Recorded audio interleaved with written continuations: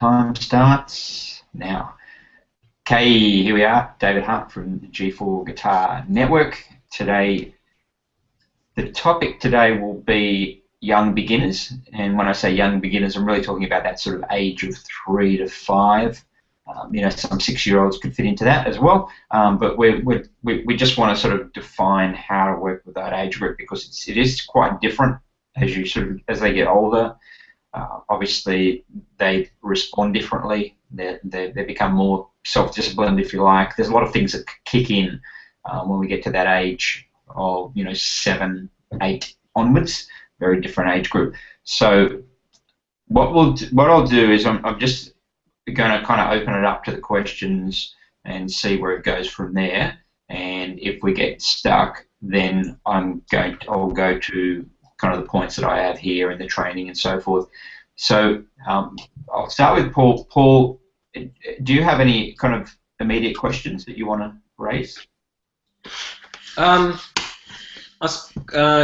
I had my 4-year-old for the second time on Sunday, and the biggest thing I found was it was kind of like going back to that first lesson again.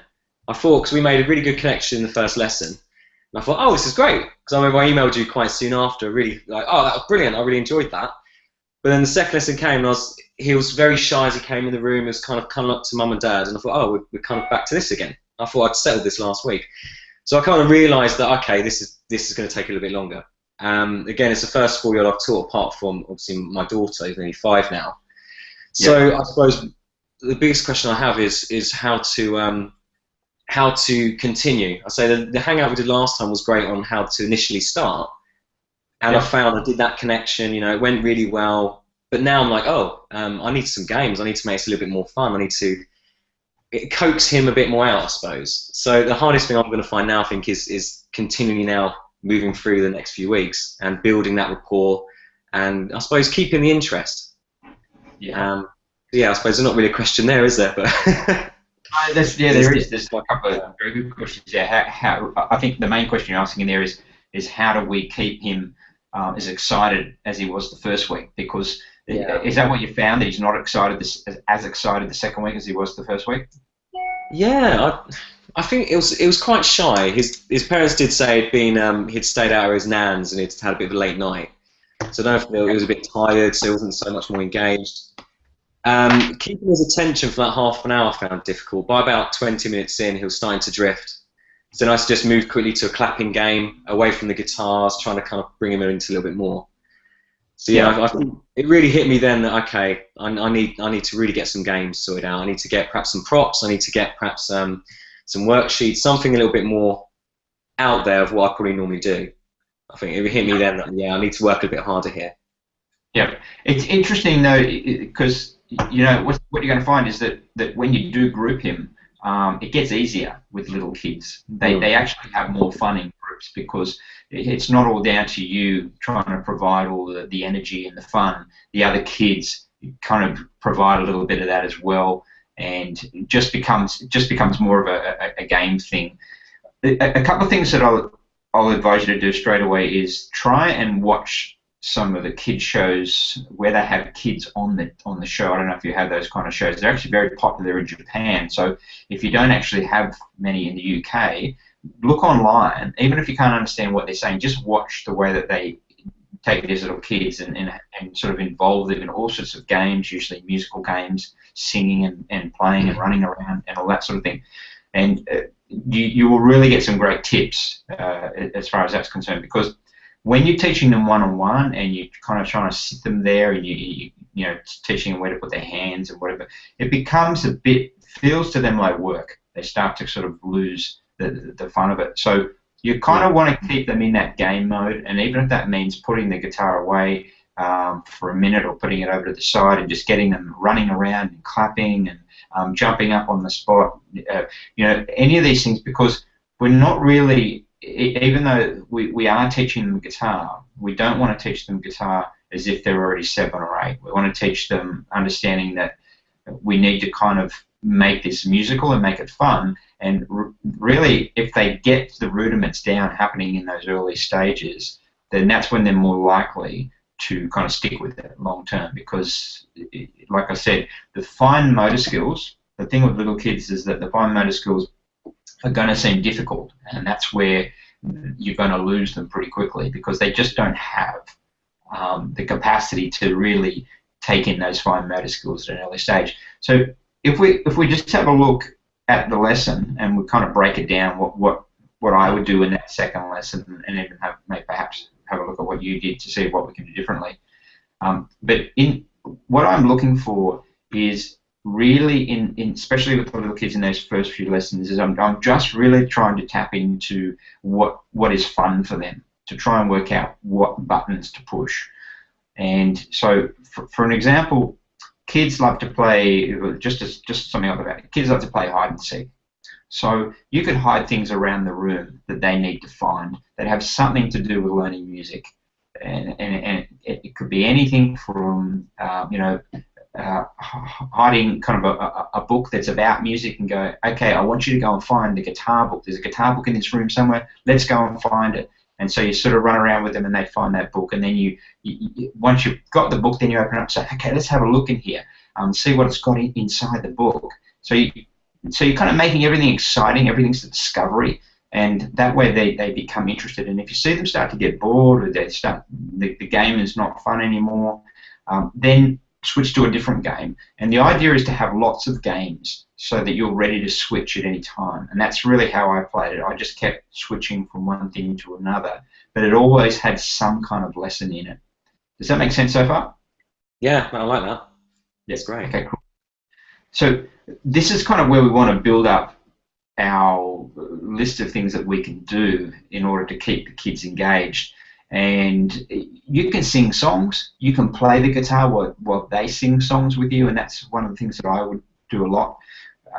Songs that they know, that they like, that they're familiar with, and the kids will stick to something for a while and they won't get bored. There'll be something that they really like. There might be a song like, with my daughter, there was a stage where she went through the Puff the Magic Dragon. She just wanted to do Puff the Magic Dragon every lesson. And so that was fine. We'd play Puff the Magic Dragon, and it's basically a G chord, C chord. There's a couple of other chords, A7 and D7 in there, but we just started off with the C and the G and the C. And so, she would strum it, and then we would sing it together. And then if she didn't feel like strumming it, then I'd say, okay, I'll strum it and you sing it. Now you strum it and I'll sing it. And so we'd kind of play all these games around things that she was more interested in. And this kind of goes to almost the opposite of what we talk about with the adults or the older kids, where we stick to the skills and we don't just teach them songs. With the younger kids, we kind of want to keep it around the songs and keep it around fun, because that's where they're going to enjoy it. It's just going to be like watching Play School or Sesame Street or something like that. Make sense? Yeah. Okay, cool. The other thing is to talk to the parents and get some kind of feedback from the parents about what they're enjoying at home, what's not working at home, and explain to the parents that it really is, at this age, it's about getting the child just sort of into the routine and not making it about work and not having high expectations, just really lowering the expectations almost to zero, to when you're working with a young child that I'm not concerned if we spend the next 6 weeks just, learning how to play, 2 or 3 notes, or learning to clap in time. If it takes 6 weeks to clap in time, that's fine, because those kind of skills are so essential for the long term that if we can just get, little Johnny or little Mary to clap 1, 2, 3, 4 in time with me, and then, like I said, if that takes 6 weeks, it's a big achievement, and it gets him feeling confident and opening up and feeling, okay, we can go to the next step. And it's real.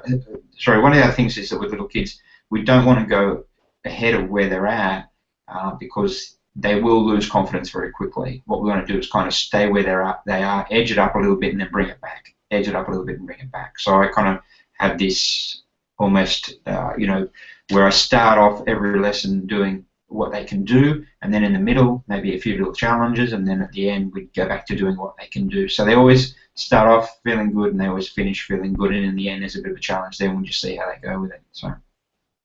Yeah, that makes sense. Sorry, I've got a question from Ben. Ben, did you want to? You can speak, Ben. There's only Yeah, few of us here. sorry, I was muted. I was just wondering, when you said ask what they enjoy at home, do you mean that you did in a lesson that they've been enjoying most out of their practice, or do you mean other interests that you can connect to guitar so you can kind of have a chat and make it guitar based? Both, yeah. Anything they're into, because like if you can find things that perhaps that let's say it's a little boy and he's into Spider-Man. If you know he's into Spider-Man, then you can use that. You can get some Spider-Man drawings and incorporate them into music somehow, or just use things that might be a theme song from a TV show that they watch that you can play along, that they can sing along to, or even clap along to. Play that song while they clap in time, getting used to just playing in time. These things to us are so basic, but to little kids, they are really these essential kind of elements of music, is learning beat and time, just learning to play, clap in time, and then learning to, putting rests in there instead of 1, 2, 3, 4, just skip the 2 or something, 1, 2, 3, 4, and just build up. And then you get to a point where, like with my daughter, the first thing they said to me at school when she was doing music is how good her timing was, and kind of almost inferring that she had naturally excellent timing. And I said, well, no, we've been through all these exercises, so she's already up to what probably a second or a third grade student would be, especially with her timing, because timing doesn't take fine motor skills. So this is one of the areas that you really want to focus on. Get their timing strong. Work on the skills that they can work on now, rather than worrying too much about how well they play a note or whether or not they're bracing on the guitar. Any of those things, don't worry about those things now. So. Yeah. Yeah. Okay, cool. So, just to elaborate a little bit more on their interests and things at home, you tried to find out, what you're trying to do is work with the parent to build the interest of the child's interest in music, because it's really a team effort. What you do in the lesson won't make a lot of difference over the long run. The best thing that you're really doing is working with the parent and educating the parent on how to get their child interested and continually learning music. And what we want the parents to understand is this is not a, hey, if your child's not interested in practicing guitar after 3 weeks, quit. This is your child is not going to be interested at times, and there'll be literally weeks where they just don't want to practice or don't want to pick up the guitar. Here's what you do. So your position is that it's not about giving up. It's about telling the parent what to expect and then what to do with that time and how to get around it. So that's really going to be, I think, today will be the focus of our conversation, is what do you say to parents? So let me throw that back to you. What would you say to a parent, or what did you say, Paul, in that first lesson to the parents? I basically said exactly that. I said, well, we're starting off today. It's going to be quite exciting. He's got his guitar for his birthday, so it's going to be quite hype. And you could see he came in, he was really excited. And I saw playing that saying, wow, you've had a birthday. What'd you get for your birthday? You've got a new guitar. Wah! What's in that case? Is that a trumpet? That sort of thing. And we got it out. And I was very careful. It was brilliant the hangout we did, because I basically went around that of, right, this is the first one. He's going to be excited. We'll probably go home. As soon as he realised that it is a bit of a challenge, that might drop off. But don't worry, as we build up the confidence, and that's what we're going to really focus on in the lessons, building the confidence, he'll start getting into it. So don't be put off by that. It might be a challenge, but it's consistency is the key. If you can start doing it 5 to 10 minutes, just to start getting the habit, he'll soon start, getting into it. It's just, that was the main message I was trying to put across. Don't worry. And I brought it back to me and my daughter. So when I'm teaching my daughter, is a struggle, and these are some of the things I do. Like hiding the guitar. That was one thing I threw at them. When I introduced a pick and exercise, I said, right, go for the pick and exercise, but here's a challenge. Try not to make a mistake. Let's have some lives. You've got 3 lives. Can we do it? Yeah! And just trying to really put across there, make it fun, make it engaging. But ultimately, don't worry about it. If he makes a mistake, doesn't matter. And just try and make it, really fun. All about the confidence was, I suppose, the main message. Yeah, excellent. Excellent. Does anyone want to add anything to that? Ben or Ben? I'm this is all new to me, really, David, to be honest. The youngest I've taught was a 6-year-old. So anything younger than that, it's really just, I'm open to just listening and seeing what sort of ideas people have got ready for when I do take on young kids, Okay, cool. Yep. Okay, no worries. All right. So with really here to sort of, and what Paul's covered there is great. It's really about reassuring the parent what's going to happen, and the kind of the more you can play this out long term, the better, the more success you will have. So parents want what they don't know anything in this regard in most cases. They don't really know what to expect as far as their child learning guitar is concerned, but they do know children, and that's something to keep in mind, that they understand their child probably better than you do unless you're a parent, or unless you've studied it and worked with a lot of very young children. So, and that's what happened to me in the early stages. Back in my 20s when I first started teaching this young age group, I had no idea about teaching 4 or 5 year olds how to play an instrument. So they were just dropping off after 6 weeks. Most of them had disappeared, and I really didn't have a clue about what to do with them. But it was once I started understanding and learning, and it was actually, I went back to a Suzuki. I had a student at the time whose mother was a Suzuki violin teacher, and she was really the first one who introduced me to how to teach young children, because they take them from 2 years of age. They actually introduce them to music at 1. That's where they give them tapes. So if you have a child and you want them to learn Suzuki violin, you can actually get those tapes and start playing them to your child at a very young age. So that gets them knowing the songs and familiar. This is where making it familiar is really important. Now, there's kind of, this can almost seem like a contradiction, but when we're learning to read music, for an older child, it's kind of like we don't want them to know the music, because if they know the music, then they might try and second guess the notes as they're reading.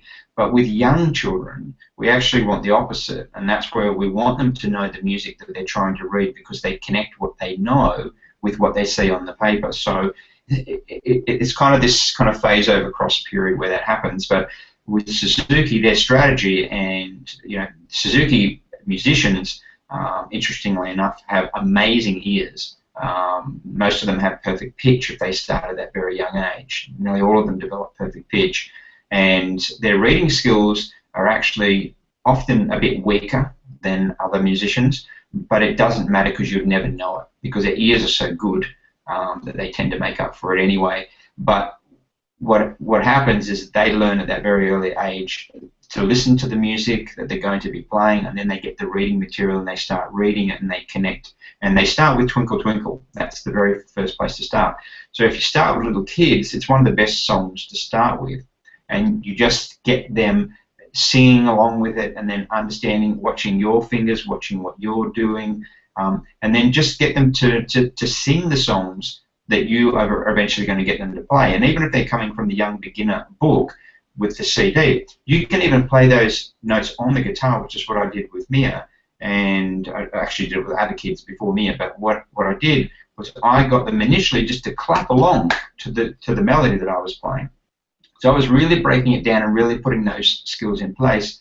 First thing, let's just clap along to the melody. Second thing, let's try and sing the notes. So all you have to do is say the notes, C, C, D, D, etc., and then they just sing along as you play it on the guitar. Once they can sing those tunes from those first few tunes, and you can get them actually sitting with the guitar and get them understanding the notes, then they will start to play them. And that's really the process with working with young children. And it's very simple actually, but you just need to stick to that kind of formula. As far as keeping with parents, telling parents what to do, the main things that I tell parents are, one is lower your expectations. So I say to them straight up, what we're doing here is laying a foundation for the long term. Children who start very early end up generally much better players as they age. And here in Australia, I think probably you guys know in the UK as well, Tommy Emmanuel. Do you guys know Tommy Emmanuel over there? Yep. Yeah. Yep. Okay, good. So Tommy Emmanuel, and his brother Phil, who I know, these guys started very young. I think they were 3 and 4 years of age when they started on guitar. And there's a lot of examples of players who started very young. It doesn't mean, obviously, if you start at 14 and you practice 8 hours a day, that you're not going to be an awesome guitar player. You will. It's inevitable.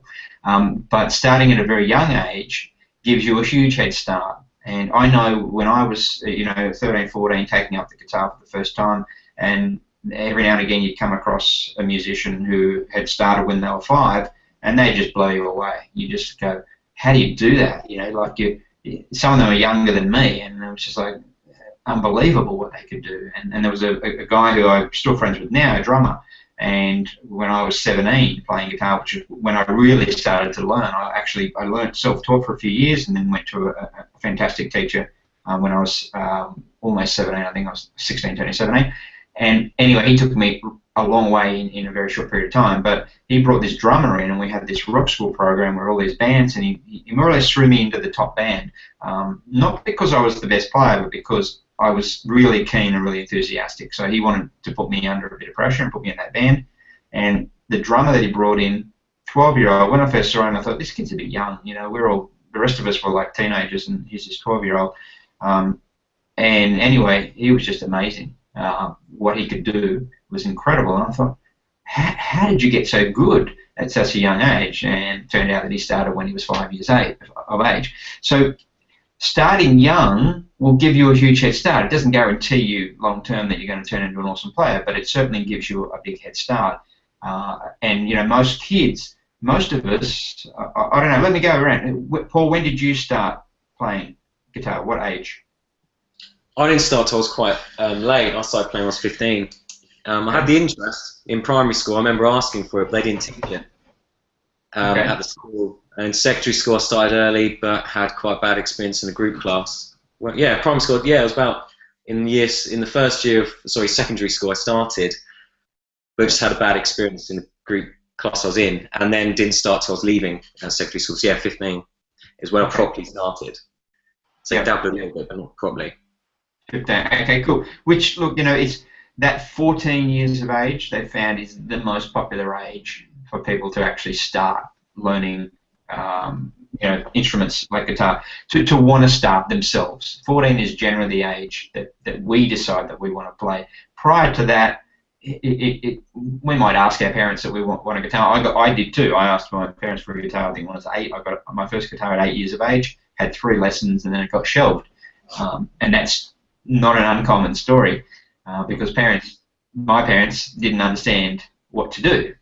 And if you give a kid a guitar or any instrument and go, okay, go and learn it when they're still not a teen, that's before that, they're unlikely to do it themselves. There's a few that do, but most are unlikely unless they're being kind of encouraged by their parents.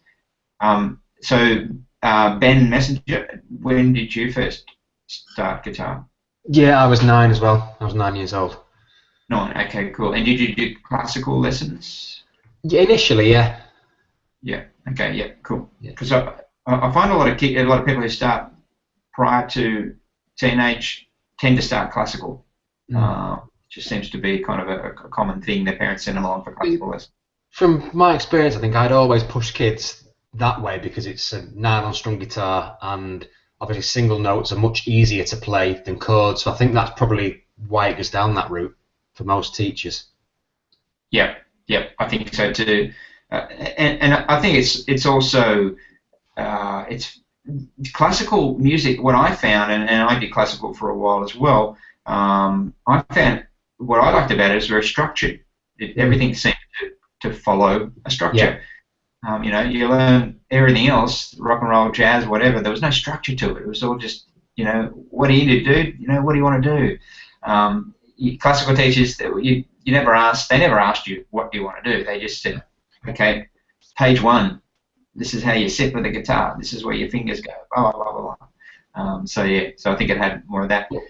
The downside of that sometimes was it didn't seem like fun. Certainly for me, I remember being 12 or 13 and Oasis became sort of hit the ground running in the UK, and all of a sudden it was like, wow, that's real guitar. Even though I liked the classical stuff and I'd done exams and got a buzz from getting my grades and passing exams, I was like, that's guitar, and it was nothing like what I'd done before. I didn't know that kind of guitar playing existed, really, you know. Yeah, totally. Yeah.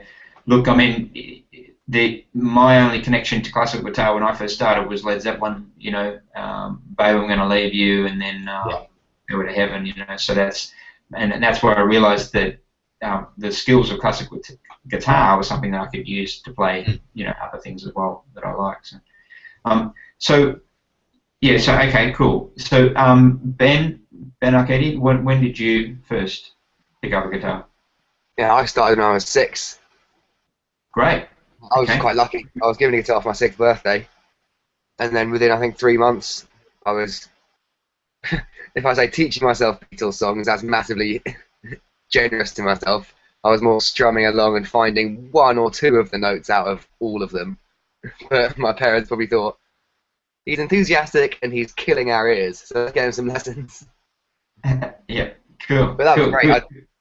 The Guitarist's Way is the book that my classical teacher gave me, and it had all sorts of, I just mentioned in the chat bit, some traditionals and Christmas carols. But traditionals I really liked were things like London's Burning and Ferro Jacko and things like that. Just all the kind of nursery rhyme-like tunes that you already knew. Yep. And then Yep. it's just fun to be playing something you already know. You're like, I have learned this, and I already knew it in my head, and now I can reproduce it. Exactly. That's the key. Is getting them to play things. The song that my daughter's been so enthusiastic about in the last, couple of months is "Let It Go." That's Because the it's Frozen one, isn't it? what's that? Is that the Frozen one? Exactly. That's it. Yeah. Yeah. So because it's something that she knows by ear from the movie and has kind of an emotional connection to. She's very excited and thrilled about playing it. So I think having making it relevant. And look, I tie this right the way through, and sometimes it can be misunderstood what the G4 guitar method is about. In that some people think, oh, it's just all about boring skills. When do we learn songs? And when I say, don't just teach songs, don't get into that, what a friend of mine affectionately calls riff junkies, where, every week you're giving them a new riff and there's no actual structure or kind of skill basis to it. What G4 is about is relating what they want to learn to the skills. So, yes, okay, you want to play that song, that's great. These are the skills you need to play that song. You don't want me teaching you every song for the rest of your life, because then you'll be here for the next 20 years. What you want are the skills, so then you can teach yourself to play any of those songs. And that's what we're trying to do. And when we kind of let people know that that's what we're doing, and then relate it to, and that's where in your lessons, it's when someone says, I really want to play Metallica, or I really want to play Zeppelin, or whatever, then you can bring it back to the skills. You can say, okay, that's cool. That song involves playing, a G minor pentatonic. Let's have a look at that scale. Let's relate it to what you need to do, etc., etc. So really, that's what G4 is all about. It's so that students can keep coming back and saying they're the fundamentals, because in a lot of cases, the songs come and go. Even if you still love a song 20 years later, which there are songs that we still like, years later, we don't need to relearn them because we really know them. Once we know them, we know them. But the skills are what keep us learning new songs easily. And that's really what we're trying to do is give people that understanding that everything that they're learning in the G4 method is about skills, but it's about relating those skills to the songs. And if you relate, this is the emotional connection to your students, and this is how you will keep them long term, is by relating what they're interested in to the materials that are in front of them. If you just stick to the materials, and that's where Ben was using the example of classical being a little bit boring, I can relate to that. I did classical for about a year, and it just didn't inspire me. But it's because if the teacher had have related it to things that I was interested in, or had I been playing classical music at home and really getting into it and listening to it, then I would have been much more enthusiastic about it. I just didn't know enough classical music, and I just wasn't inspired enough by the music to want to learn what the teacher was teaching me. So, all right. So coming back to the young beginners, this is really relevant, and that's where if you can start to understand what they're into and start to even understand what shows that they watch on TV or anything that they're familiar with, little kids' eyes light up when they hear you play something that they know. So, I've a question about this, David. Yes, Ben. Yeah. Presumably we're talking about doing this in the intro is the best chance to try and get this information from them. But I'm finding I'll try and get a bit of chat in, but it's in the first minute or two as we're unpacking, and then in the last minute or two as we're packing up. And I find it very hard to actually find an opportunity to get any information out. Have you got any tricks for that, or Do you just literally swap out some time that you would spend on a skill and instead talk about some interests? Yeah, look, I generally in those the intro, I devote probably about a third of the lesson to talking to the parent. So I go between the child and the parent. I really, I keep the child interested, but at the same time, I'm sort of talking to the parent about what's going on, and that's where having props, having things like colouring in or drawing notes, those kind of things that you can give to the kids to do. That's then tough.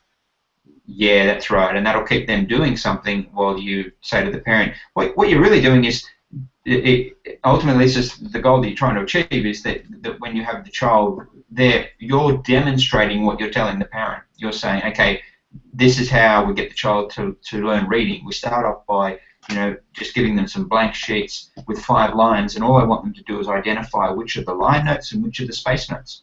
That's all. So, some teachers say don't start reading at a young age. I'm kind of the opposite, and I think that you can start reading because the skills of reading are not just about playing the notes. What you don't want to do to a young child, which is, I think, the point that some teachers make, is that you don't want to put a book in front of a young kid with notes on it and ask them to play it, because you'll just lose them. What you want to do is start off with sheets of paper and just get them to identify. The very first thing is identify a line note from a space note. So, what one's this one? Oh, that's a line note. What's that one? Space note, line note, space note. Okay, great. So once they can do that, you can even get them to colour it in. So you have a blank sheet, and you go, okay, I want you to colour in all the space notes in blue and all the line notes in red. So they're having fun, and while they're doing that, then you explain to the parent, here's some extra sheets for you. You can go home and you can get them to do it at home as well. This is kind of part of what you do. So it's not just about picking up the guitar. It's about doing other things that are related to it. Things like drawing, even drawing notes on the paper. Start off with just learning, one note. That's all. Just the first note on the top line or the bottom line. Every good boy deserves fruit, whatever. They're too young for that, which some of them will be. All you do is you draw the line and you just say, this is an E note. You draw the note there, so colour it in E. Let's do another E. And so you start saying the note names for them and getting them familiar, and then you just go between 2 notes. So you go to second note and say, okay, this is the E and this is the G, and get them to draw that. But what I tend to do is just start with the first notes on the guitar, which is the E, the open E, and the open B. Just keep that in mind with young beginners. You want to start by playing open notes, not fretted notes. So just play the E and the B. So the E is in obviously the space, and the B is in the middle line. So. Make sense so far? All good? Yep. All right. You're all muted, so I'm assuming that's a yes. Yeah, sorry. Yeah. No, after you. Go, Paul. What's that? After you, Paul. I'll just say I'm not quick enough with the mouse. Sorry. Yeah, they need a quicker off the mute button. They kind of need an automatic mute, something that mutes when you're not talking. Quite good when you start typing, it automatically mutes. I like that. Okay, right. I was just going to ask, David, I think I should add into that document, I'm worried that I can't pronounce her name. Is it Caesar? Caesar? Yeah, I couldn't tell you how she pronounces it either. We've only ever spoken on chat. So. But I was thinking we could add into that document ways to practice that don't involve the guitar. Like if they're in the car, for example, they could just drum on the steering wheel and get their child to either have the sheet, so do the rhythm part of oral, or they could have their child have the sheet and play tap out to them on the back of their chair, and they have to try and copy it, and then the child can feel like the teacher. And yep, exactly. Like well, yeah, there are lots of things they can do without playing the guitar, and that's what we want to say to parents. Look, we don't really care whether they're playing the guitar in the next 6 weeks. That's not what it's about. What we want them to do is get into the kind of routine of having guitar time, or having music time, each day for 10 minutes. It just becomes a routine. Let's just get that happening, and even if it means listening to music, just playing a CD, playing the CD that comes with the book, or going and maybe we can do some research on that, finding some YouTube videos that would be really good for young kids to watch as well.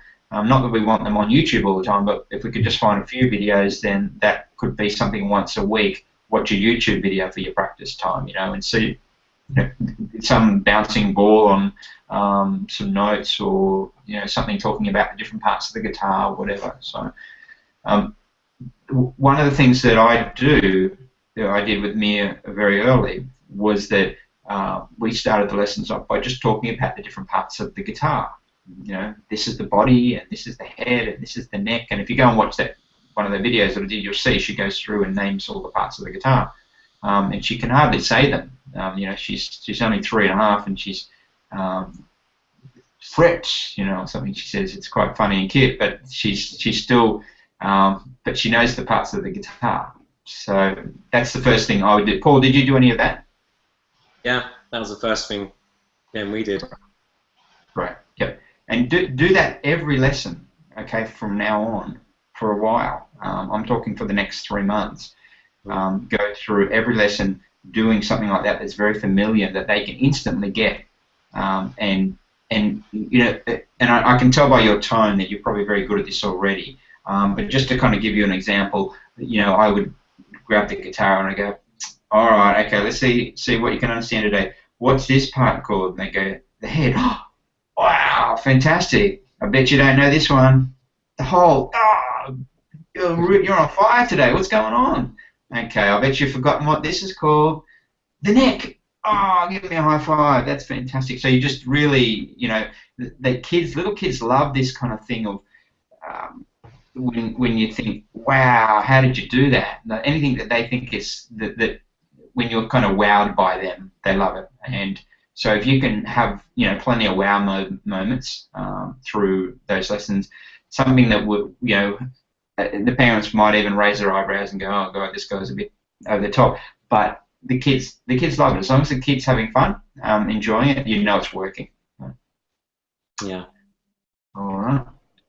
Okay. So so Ben here, I'll just you got slightly off topic. This is related to your suggestion of Twinkle Twinkle. I don't know how big Christmas carols are in Oz, but I've got a doc from my private teaching that has notation for a number of carols. I could just Google them through, so presumably. Yeah, that's great. Yeah, look, Christmas carols are popular. It's what I try and do is just use some of the main ones that all the kids know, but if you can think of any others, Jingle Bells is always popular. What else? What Christmas carols are you thinking of, Ben? I've got a huge list. I might be able to find it in time to be useful. But okay, that's cool. Well, I mean, we obviously, we just want to pick some songs that, whatever they are, it doesn't matter if they're Christmas carols or whatever, but just as long as kids know it, it really doesn't matter across the board. And strangely enough, occasionally we get people who are not Christians or not of, I'm not a Christian, but I come from a Christian country, and my grandparents are Christians, and I went to a Christian church growing up. So we obviously have a Christian heritage, even if we don't, call ourselves Christians. So we have no problem with it. But there are, these days, if you push too many Christian songs, you might, put some students off. That's all. There are some parents who come from different backgrounds. Like one of them's away in a manger, and that might be a bit. Little Lord Jesus lay down his sweet head. Might be a bit much. But Take the Halls, things like that. Ding Dong Married on High might be a bit Christian. Good King Wenceslas, I don't think has any religious connotations. Yeah, I think, and I think case by case, if a teacher, we've got some teachers who are obviously Christians, and if they have students that are mainly Christians and that's what they want to do, that's fine. I don't have any problem with it. I just don't want G4 to be, we're not trying to push any religious movements or do anything. We're neutral. So each to their own. But I think if you pick songs that are more, Jingle Bells or Santa Claus is Coming to Town or any of these kind of things, they're not really Christian songs. They're just Christmas. They're Christmas songs without really being Christian songs. So so that's cool. And Rudolph the Red-Nosed Reindeer as well. Yes, exactly. Rudolph the Red-Nosed Reindeer. That's a great one. Okay, excellent.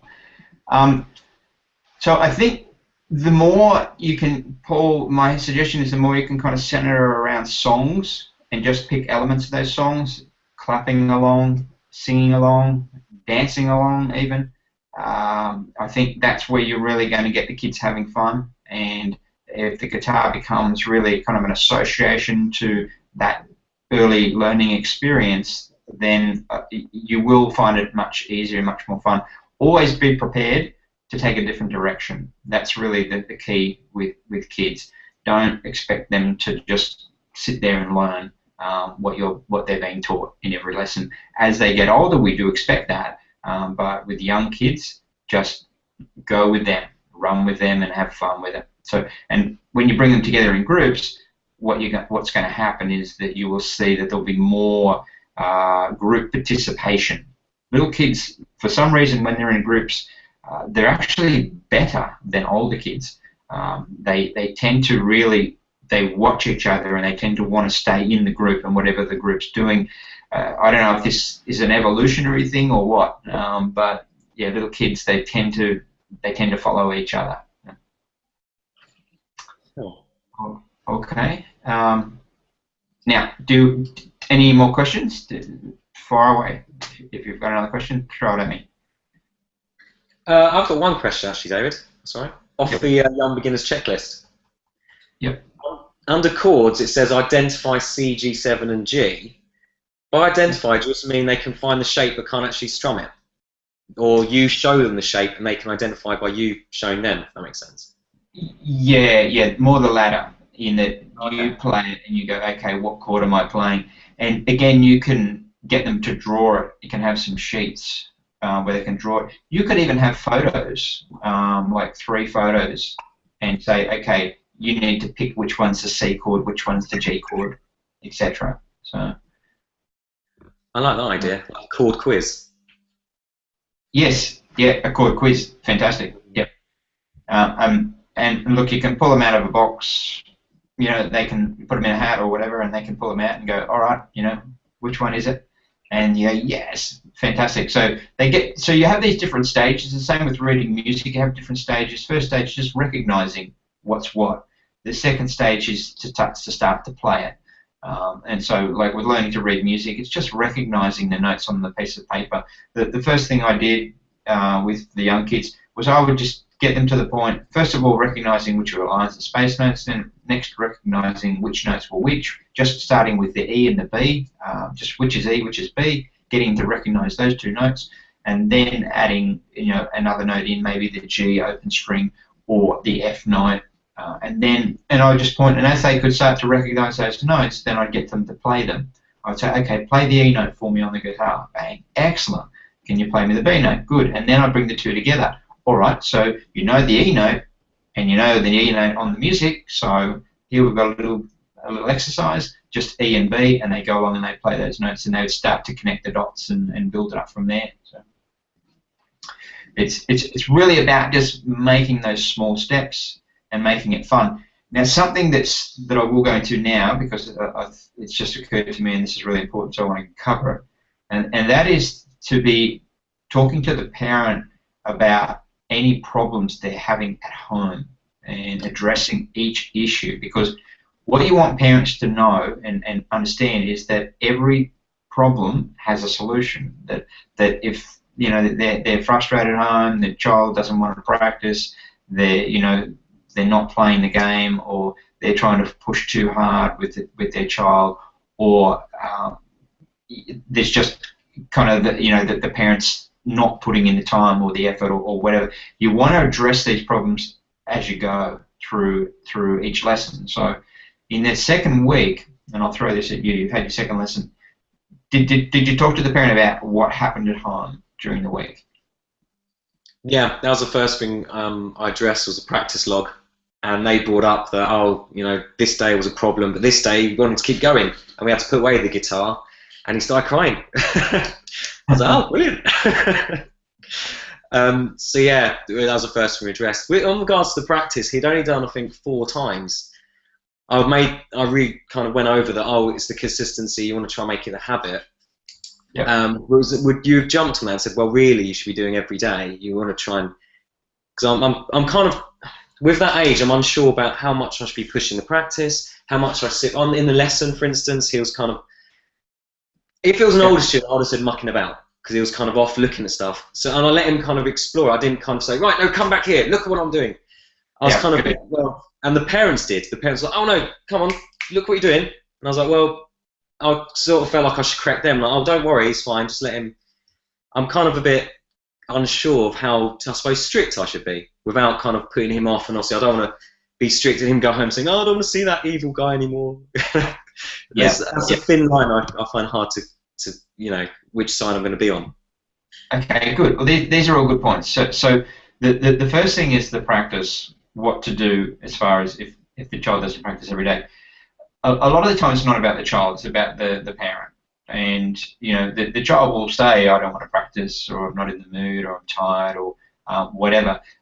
But you really want to get down to talking about the days when they weren't able to practice, what happened. So rather than just being a general, oh, we only got 4 days practice in this week, so rather than going, okay, well, that's cool, no problem, let's move on, just address what happened on the other days. Just say, okay, no worries. So what happened on the days that you weren't able to practice? Did he not want to practice, or was something else on? If you address it, then they, without even having to say it, they realise that you're expecting daily practice and you're expecting routine. So, but if you say it in a way, like I just said it then, I'm not saying, well, what went wrong? You know, you didn't practice every day. You know you're supposed to practice every day. Rather than do it like that, just say to them, oh, okay, yeah, 4 days, that's okay. So what happened on the other days? Was he not in the mood, or, you know, find out why. And did you manage to ask any of those kind of questions? Did you find out why he didn't practice on the other days? I can't remember what he said now. I think their kind of thing was, oh, you know, by the time we picked him up from nursery, we've got home, we're both kind of working, we've had dinner, you know, that we try and do it after dinner, but sometimes it's just, you know, it's an outlet kind of thing. Okay, so these, believe it or not, are excuses. Okay, you're a parent, you know that if you want to have something, spend time with your daughter, is that right? You got a little girl? Yeah. Okay. You know that no matter really what's going on, bar an emergency, you're going to be able to make time for your daughter every day. Yeah, we know that as parents. We can manage it.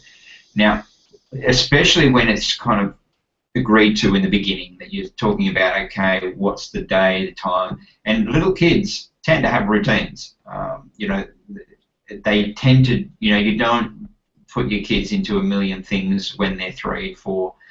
You tend to do a few things, but there is very much a set routine. What it's really about is that they probably weren't organised enough that day.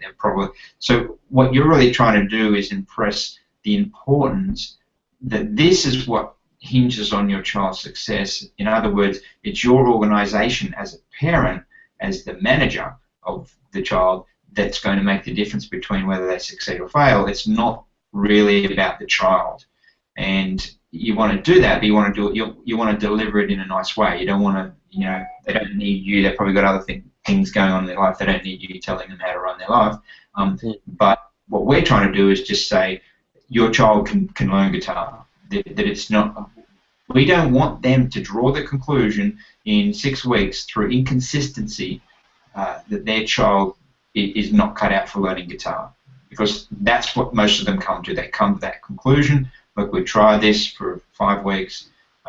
He really doesn't seem to want to practice.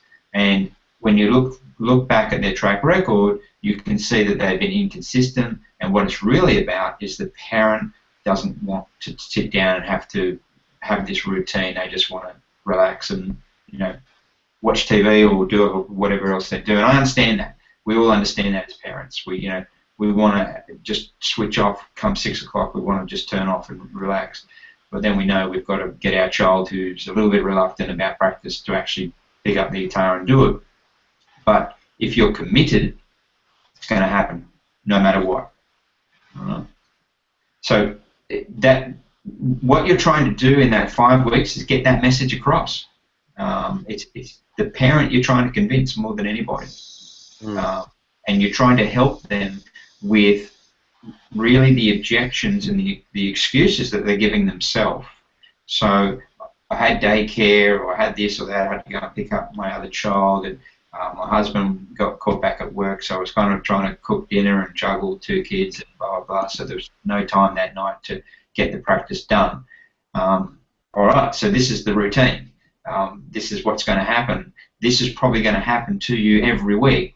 You know, it's not going to stop. So we really need to find some space where we can get this practice to happen. You know, can the guitar happen? And when I do this, by the way, I don't do it. You have to be careful, of course. You're not talking down to them, and you're not trying to tell them how to be a parent. And it's got to be done in such a way that you're coming across as you're genuinely trying to help them, and you're genuinely trying to get into a routine for their child, because routine is the key. Yeah, it's absolutely routine. And the way to avoid this, the way to avoid it coming across as lecturing, is to really lay it out in the beginning as much as possible, and then keep reinforcing it, because then it's not like you're lecturing them, it's more like you're just stating it as a fact. That this is how... Before they've missed anything, you mean? Yes, that's right, yeah. So it can't be seen as a... Yeah, if you do it early, there's no kind of... It's not... you know, it's not kind of like a...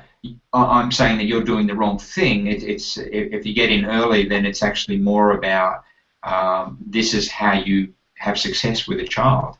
This is the secret to teaching to your child being successful on guitar. And I really make this point, and not just with children, with any student. Anybody can be a great guitar player.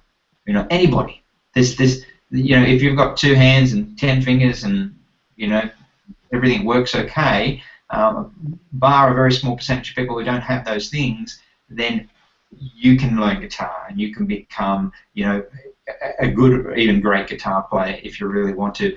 I'm what I call an hour to 90-minute day guitarist. In other words, I'm the type of guitarist who practices about 90 minutes a day, and that's the level that I'm at.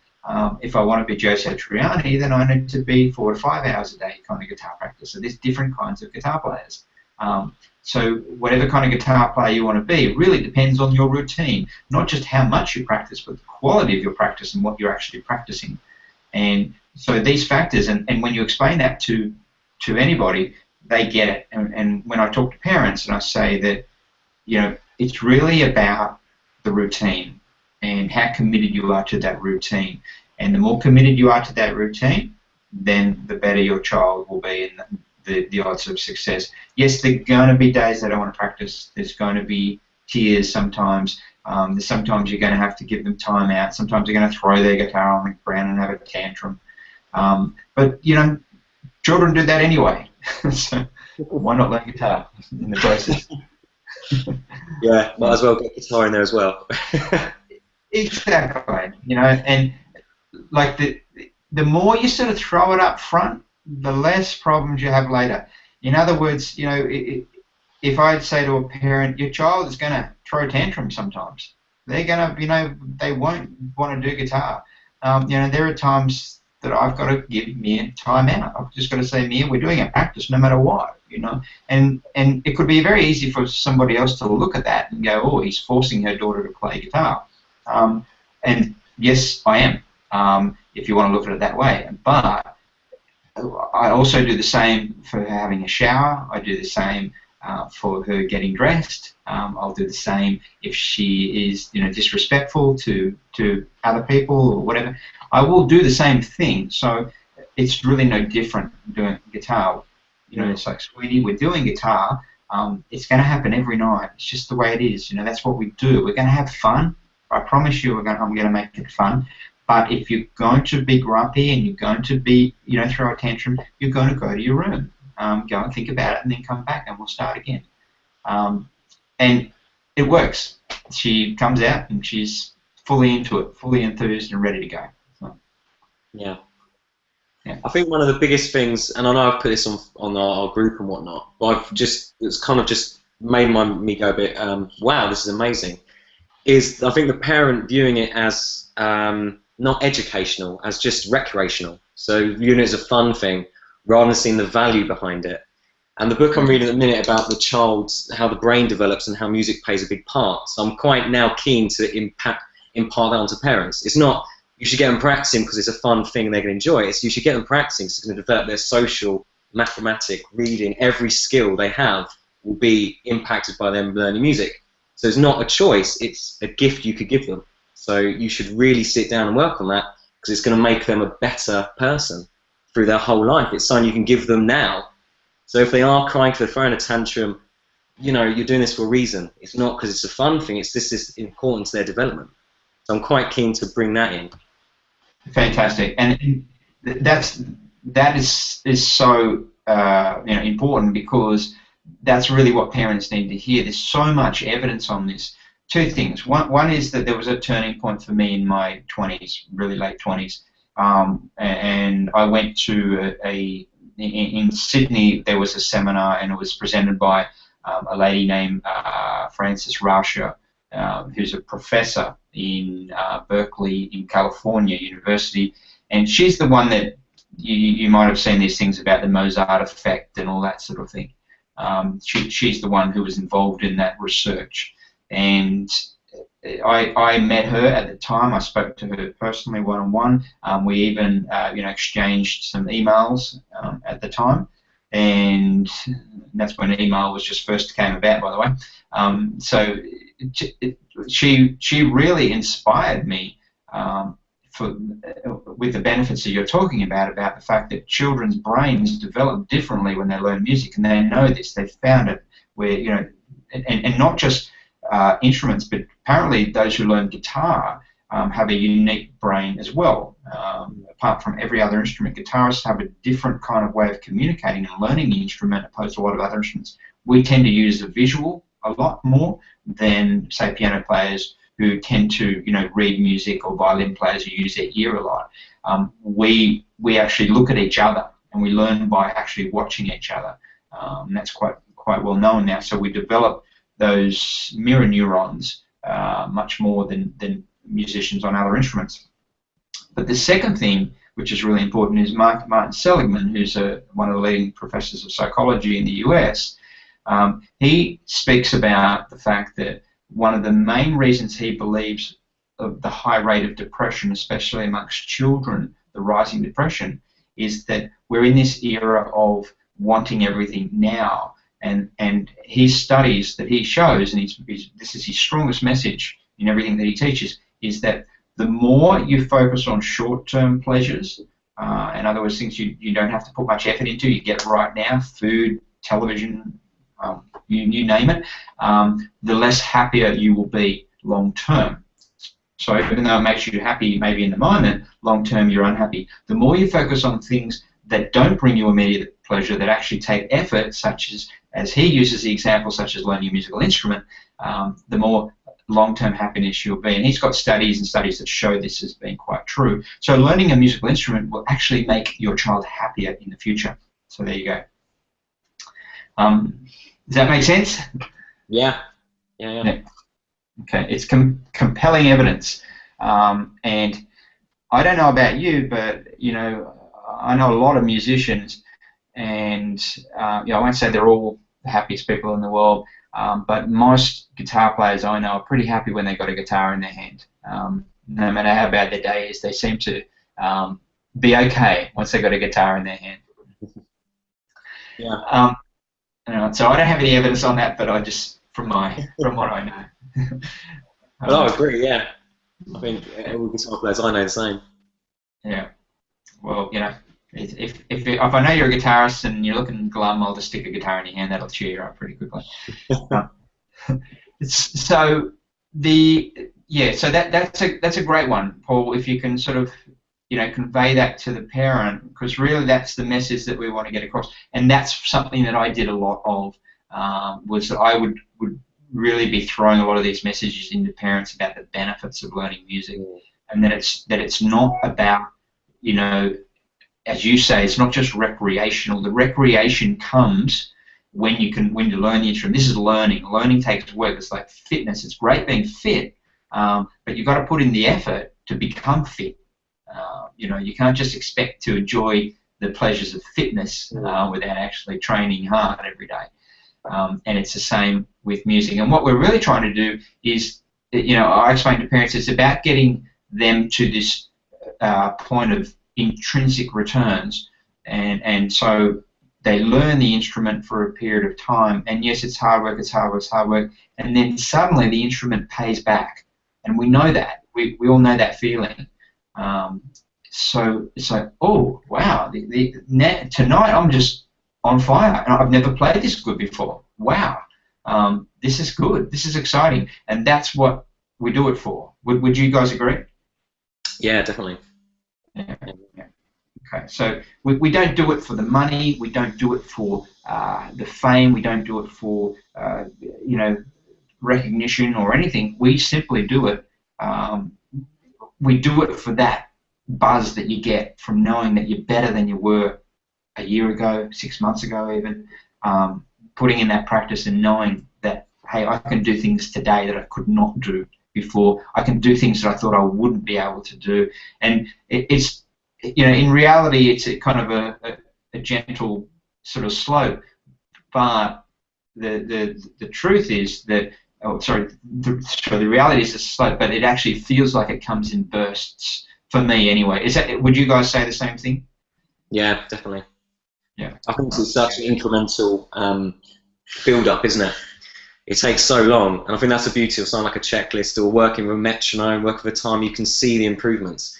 The people that don't have those indicators, I'm not getting any better, I've been doing this for months. You think, well, you have, because you can do this. Oh, I didn't notice, because I've been doing it every day. You know, oh.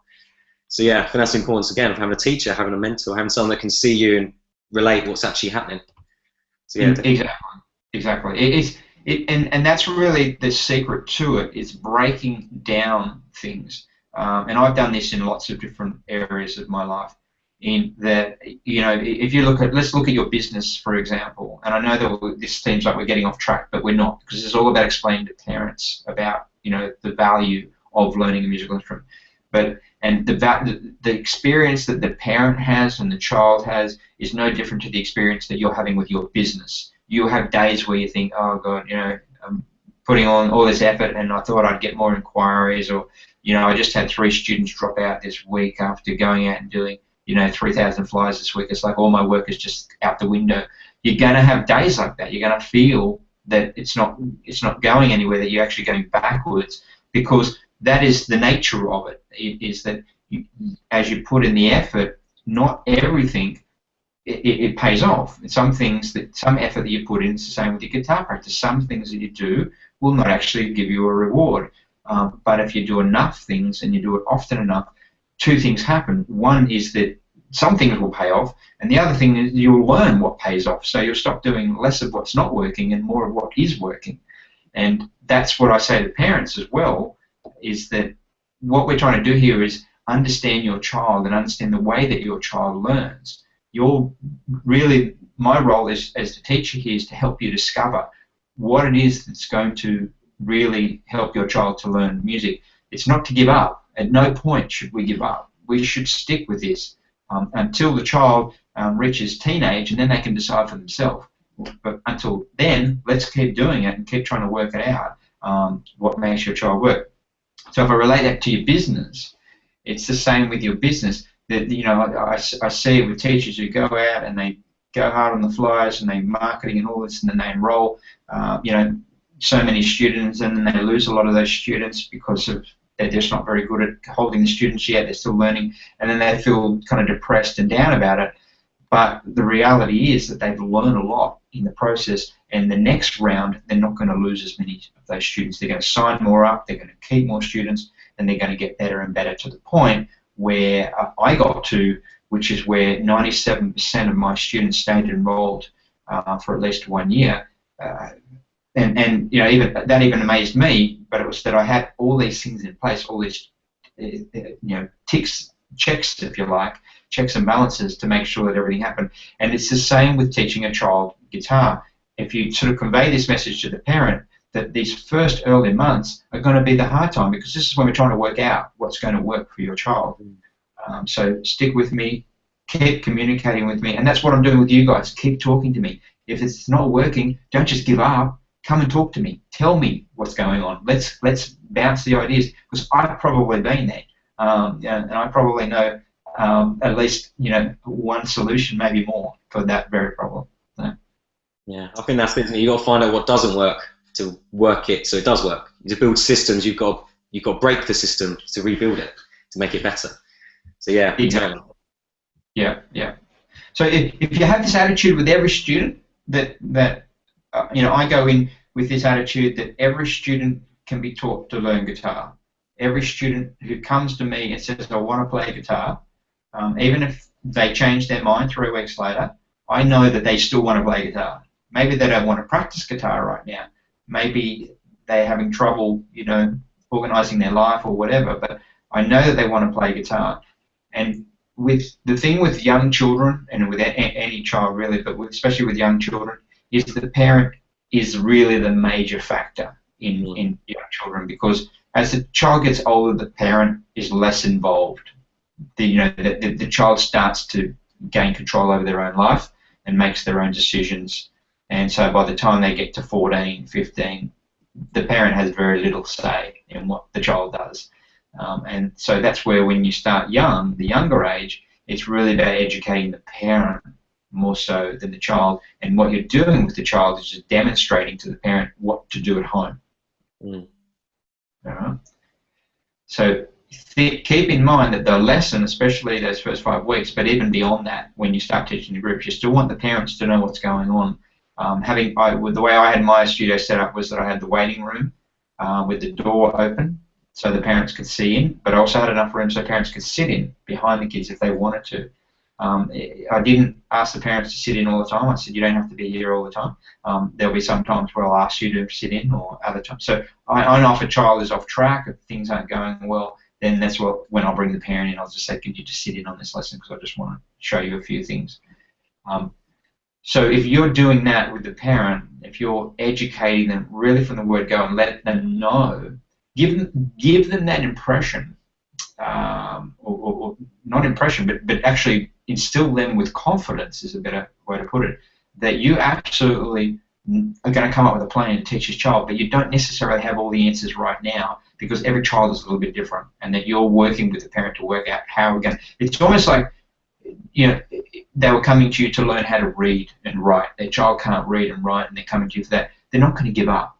No parent will give up on their child to learn and read and write. So if you think of it in the same context, that music is every bit as important, maybe more from a social, happy point of view, then that will become something that parents will feel from you. They'll feel, this teacher's seriously committed to my child learning guitar. Yeah, I feel like, so after reading that book, I feel more on a mission now of getting that knowledge out there, because I didn't know it. And I feel, why did I not know that? I knew it was important, but I just didn't know how important. And I think as soon as you can tell parents that, because one of the objects I had a little while ago, the mum said, oh, well, I wanted to have fun. And last week he didn't want to practice and have fun, so, I'm not going to make him do it if he doesn't want to have fun. So I was like, well, it's not always going to be fun. It's challenging. I don't have fun all the time, but I know there will be fun eventually. If you do, you'll never do anything. Unfortunately. But this is the reward he'll have of it. It's going to make him so much better, and it will go through his life. It really is a gift you can give him now. It might seem like you're forcing it, but just like anything else, it will be beneficial. So stick with me. We can do it. Kind of gratitude. That's it. That's it. Stick with me. We're going to work through this together. We're going to get to the end. And he's, your child's it's going to kick in at some point anyway. And that's the thing, is that you kind of want to keep reassuring them of that as well, that there's a point where you will no longer have to do this, mum, dad, whoever it is. There's a point that your child will be confident on the guitar. They'll be picking it up every day because they can. And think of it like reading. There's a point where the child no longer needs you to read to them. But for the first, really, for most children, for the first 5 years, they still want you to read them stories, So, why would you give up on guitar after 6 weeks? You wouldn't give up on reading after 6 weeks. So, And that's where learning, getting the parent to learn as well. And I would often encourage that, is to say to the parent, you should learn as well. If you want your child to learn, or I'd ask her this question: have you wanted to learn? Do you want to learn? Are you interested in learning guitar? Because it would be great if you could learn guitar as well, because that will really encourage your child to learn, and it'll help you to. It'll give you something to do together, and yeah. So I almost think that it's I almost have the opinion that with a child learning but not the parent, it's a little bit. I don't want to be too harsh here, but it's almost a bit hypocritical to be asking your child to learn an instrument when you are not learning an instrument. Yeah. So I wouldn't say it in those terms to parents, but I would say to parents, it's statistically there's more chance that your child will stick with guitar if you're also playing guitar, because it's children, they mimic their parents. They want to be like their parents. I think I know working with Tegan, just the time we have together, that kind of bonding time where it's just me and her. And obviously, because I play, I when she plays the chord, and I think we've got it. I get very excited about it because I can see that. But yeah, and funny enough, the young boy, the 4-year-old, his dad had an interest and was saying, I think I'm gonna have to start now. So I was like, right, I do buy and get on free, so let's get started. Let me know when you're available, and we'll get going. So I jumped on that straight away. Excellent. And if you get into the habit of doing that all the time, and that's what Emma and I would always do, whenever a child would enroll, we'd always ask the parent, "How about yourself? Are you learning guitar? Have you played guitar? Have you thought about playing guitar?" And then we explain the benefits and say, well, if you learn guitar, then it's you're going to understand. If they say, look, I've got no interest in guitar, this is just what he or she wants to do, they totally ask for it. Then I'm not going to push it too hard, because if they have no interest in guitar, I'm not going to try and sell them on it. But often, more times than not, they do have some interest in guitar. They go, oh, yeah, I wouldn't mind. When I was at school, I kind of wanted to do it, but or I bought a guitar, or I've got one in the cupboard. Yeah. So if you don't push it if obviously they have no interest in guitar, and it's totally the child's idea. But if they have an interest, yeah, definitely recommend it. I think that's quite interesting. As you say, that interest has probably stemmed from something. So you probably find there's guitar music in the house, and it's probably the father or mother has that desire but hasn't been able to do it, and so there's probably something there. Just needs a bit of unearthing. Exactly. I mean, I'll just show you quickly here. Got a picture here. My daughter drew. Yeah, that's me and her with our guitars. So that shows you the kind of the effect. I didn't ask her to draw that. She's just gone ahead and drawn it. But that shows you that she thinks of us together with guitars. That's become special for her. So. All right. Okay. Now, Ben, have you got any questions? You usually got a few questions for us, so I might just. I have got one, but it's actually from quite a while ago that Paul just mentioned in passing. And it was when the parents are getting slightly too involved, and say the child, in your example, Paul, he was walking around and you were letting him explore your studio a bit. I was just thinking, have you got any kind of set responses that will allow you to... Hold on, am I frozen? No, yeah, you're fine. I can hear you. Yep. Oh, yeah. Yep. Oh, yeah. Have you got any set responses that allow you to not kind of almost admonish the parent? You want to be like, no, it's fine, he can explore, blah, blah, blah. But you don't want to say, please stop telling him off, because that's ruining the atmosphere of the lesson. Yeah, you can't say, because you'll very quickly lose the parent if you. We don't ever want to be in a position where obviously you guys know the obvious, that we don't want to offend people. The way to do it is look, let the parent be the parent, but then they will switch back to you and let you do what you do, and then what you're doing is you just want to coach the parent in how to help their child learn guitar. So, for instance, if the parent is saying, no, don't do that, Johnny, or sit up here, sit there, the teacher's talking to you now, you listen to the teacher. And I've been there. I've had that kind of parent. They're really kind of dominating and pushing the child, and I just kind of let the parent do their thing, and then I'll say, okay, great, all right. And then I will turn to the parent, and let's say Paul's the parent, I'll go, Paul, what I'm going to do now is I'm just going to show you a couple of things to do at home with Johnny as far as learning guitar. What I want you to do is just, when he's sort of a bit restless, maybe, just get him to stand up if he's not sitting with the guitar. Okay, let's do it now. Okay, Johnny, stand up for me. All right, good. Okay, and we're going to clap to 4. Ready? 1, 2, 3. And so you actually teach them without criticizing what they've done before. Makes sense? Yeah. Yeah, definitely. Yeah. You sort of bypass the confrontation, don't you, and make it just. Yeah. You never jump in and tell them they're doing the wrong thing. You always just let them finish it, and then you show them how to handle that situation. Because really, for most people, and with parents especially, and I see it all the time, is that it's not that they want to do what they're doing; they just don't have any other strategies. They don't know. It's the only strategy they know, and we see it everywhere. Like where people will be having a fight, and they'll go to blows. I'm sure it happens in the UK, like it does here in pubs in Australia, and they'll start punching each other. And it's just that they've run out of options. They don't know what else to do, and they lose their temper, and so they start swinging because that's what they learn. That's what they grew up with. That's what happened in their household or whatever.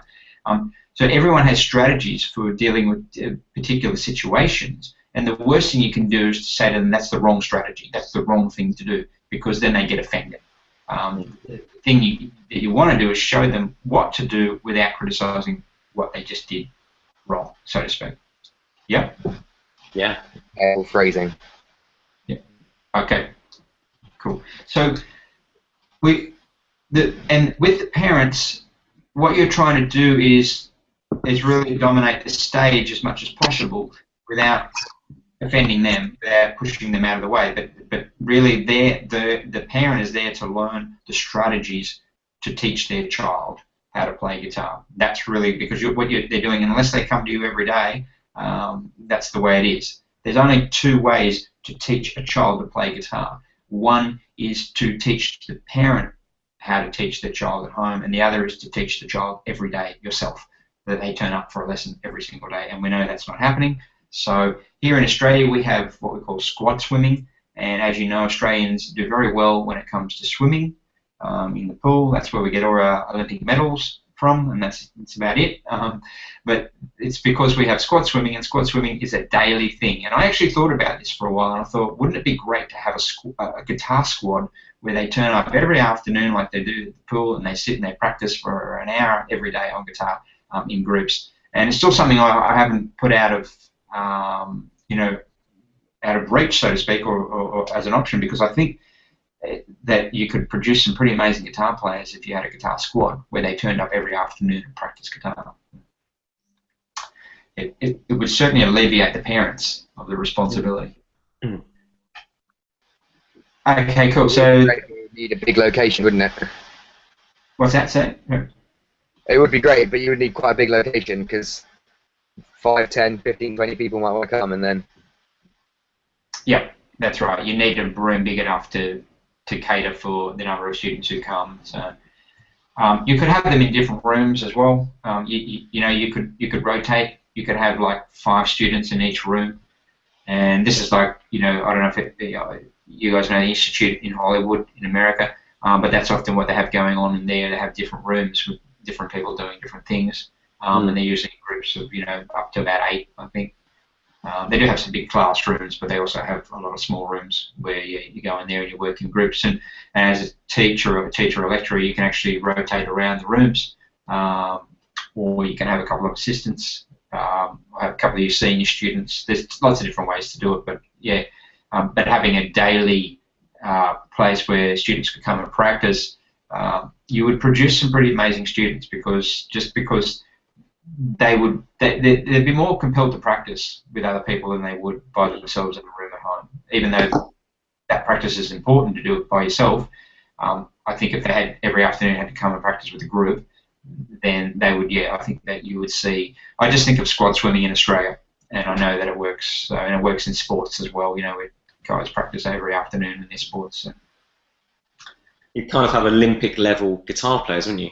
You'd have really high caliber players. You would, yeah. I think you'd see amazing things because it wouldn't just be the fact that they're practicing every day; it's their kind of competitiveness as well. And you And that's get surely that. the best environment for them to teach each other. Yeah, When yeah, you're like, not in the room, but you're coming into each room and being like, "How's it going? Oh, you're working on this. Just a little fourth finger just there. Great, keep going with that. If you show him that, I'll move on to the next room." exactly. You could even have videos, where you kind of put videos up where you go, guys, I just want you to watch this video for the next 10 minutes. It's a new idea. It's just something that I found on YouTube or whatever. And then you go to the next room and go, all right, guys, what are you guys doing? And then by the time the video finishes, you're back and you go, all right. You know what I mean? There's lots of different ways you can keep them going and engaged. So, Yeah. Okay, cool. Any other questions? That all sounds good. Yeah. All right. We've covered some good ground. All right, so yeah, I think that's enough for today, and yeah, let's work on that parent book as well.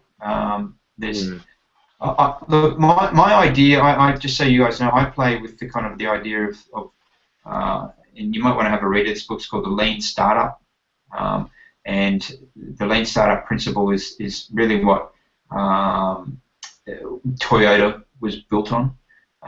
And Toyota was it's all about, this is going back to Toyota's earlier especially, but it's all about most businesses, especially in business, is people develop an idea.